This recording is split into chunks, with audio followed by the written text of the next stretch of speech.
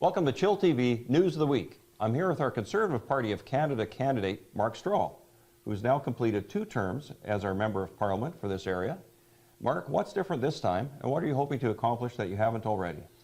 Well, I think we do have a great list of accomplishments to point to here in Chiliwack. Hope during my time as Member of Parliament, I've had unprecedented engagement with our community, over a couple of dozen public meetings that I've had over the last 4 years. I've tried to involve our youth. I've worked with local and provincial governments to find solutions to the problems that we're facing.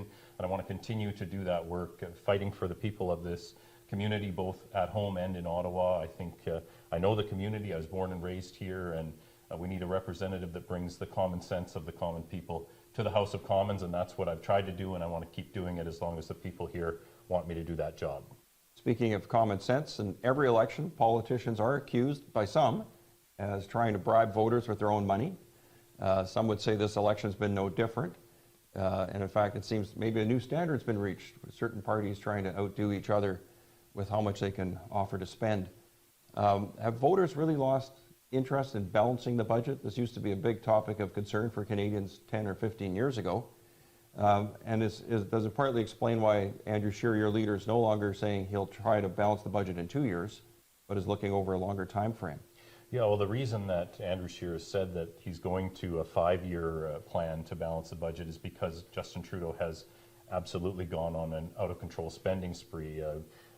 Reporters have put together a list of just their announcements before the election in August, where they promised $15 billion in new spending. The Liberal platform now is looking at an additional $60 billion over top of their annual $20 billion deficit. So there really is irresponsible spending, especially from this Liberal government.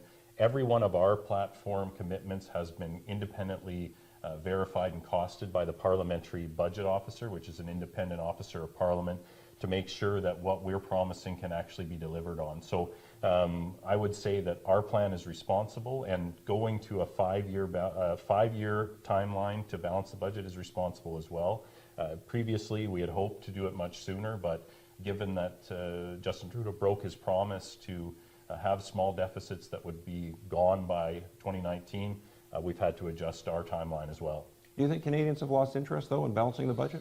Because there really doesn't seem to be as much discussion about that anymore. Well, I think Canadians should be concerned about it, and perhaps politicians haven't done a good enough job explaining why deficits matter, because borrowed money has to be paid back. Canadians understand that. They know that if they take out a loan... Usually with interest. Well, exactly. And what it means is when the debt continues to rise, more and more taxpayer money has to go to service that debt. And if we don't get that under control, in the very near future, the amount that we spend on servicing the debt will actually be higher than what we spend on healthcare in this country in terms of federal transfers. And when you start to put it in those terms, when you say that's where the resources are going, I think Canadians do take notice. They do also know that today's deficits are a bill for our children and our grandchildren, and we need to constantly remind people of that while Justin Trudeau's spending money like a drunken sailor right now, the bill is going to go to our kids and grandkids, and that's just not how Canadians... I don't think any Canadian would do that to their own children. They wouldn't leave them with a bill instead of an inheritance, and I think we need to get back to a balanced budget. Just switching topics, I was looking at some statistics just yesterday, and was struck by a graph that showed that the amount of immigration to Canada annually, on an annual basis, as measured on a per capita basis, has really remained essentially flat over several decades, coming in at just under 1% of the population per year. The federal Liberal government has proposed to increase the absolute number of immigrants by about 40,000 per year by the year 2021, up from the current 300,000 or so per year. What does your party and what do you feel is the right amount of immigration? I know some people feel there's too much, others feel we don't have enough to maintain our population levels.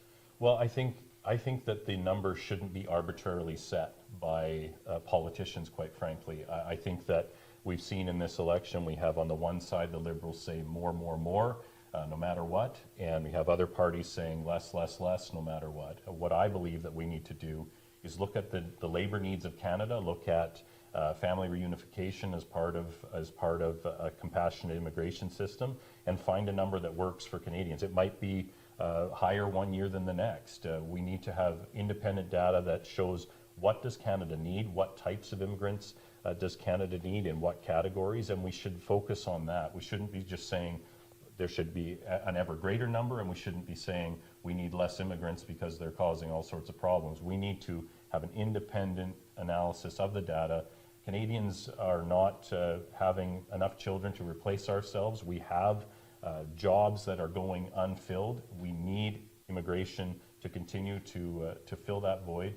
And the number, I think, shouldn't be a political football. And I think that is, immigration has been a major issue, and I think it's because Justin Trudeau, quite frankly, has mishandled that issue. He has broken down the consensus of Canadians on it because the system is not seen as being orderly. There are people jumping the queue by the tens of thousands just coming across the border, and that has undermined support for immigration. We need to fix it.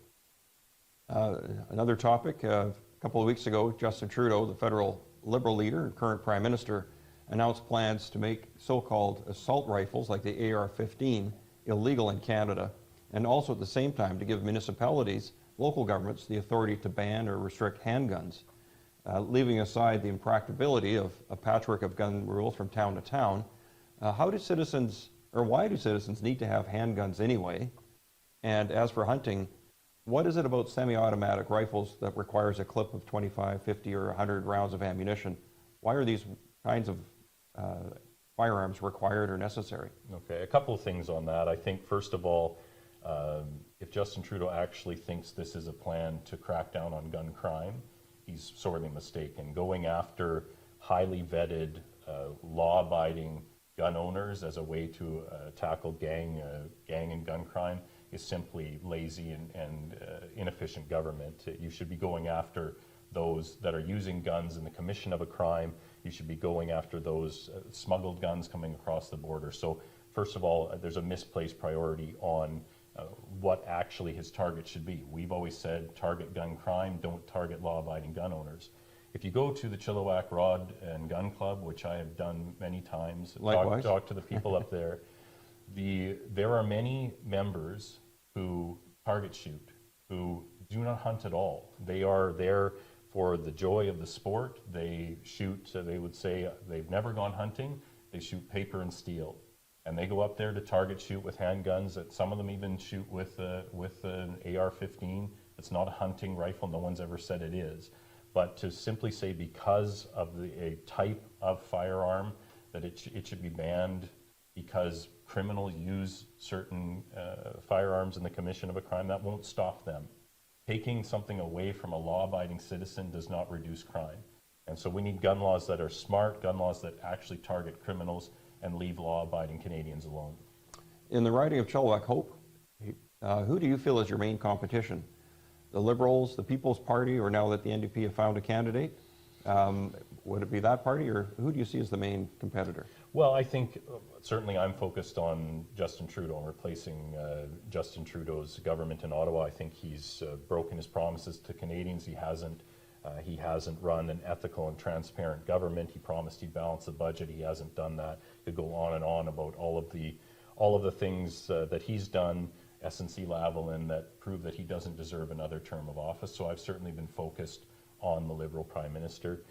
Each election is different. I don't pretend to know that a person who voted for me last time will do it again. So we work hard for every vote. I have no indication of who the competition is. We're all fighting for the same vote. So traditionally, it's been between Conservatives and Liberals for the most part. There was a period where the NDP was the main competition there. So I expect it'll be one of those two parties that'll be the main competitor with Conservatives and myself in this election. And the final word goes to you. Anything else that you'd like to tell local voters before they go to the polls on Monday, October 21st?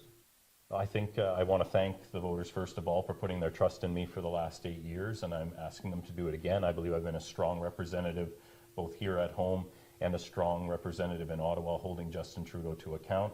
I'm hoping that the voters of Chilliwack Hope will hold Justin Trudeau accountable too for his broken promises and his unethical government, and they'll vote Conservative, a government that will live within its means, leave more money in your pockets, because it's time for you to get ahead. Thank you very much, Mark. Appreciate it. And we'll see you next week with another interview. I'm Barry Penner.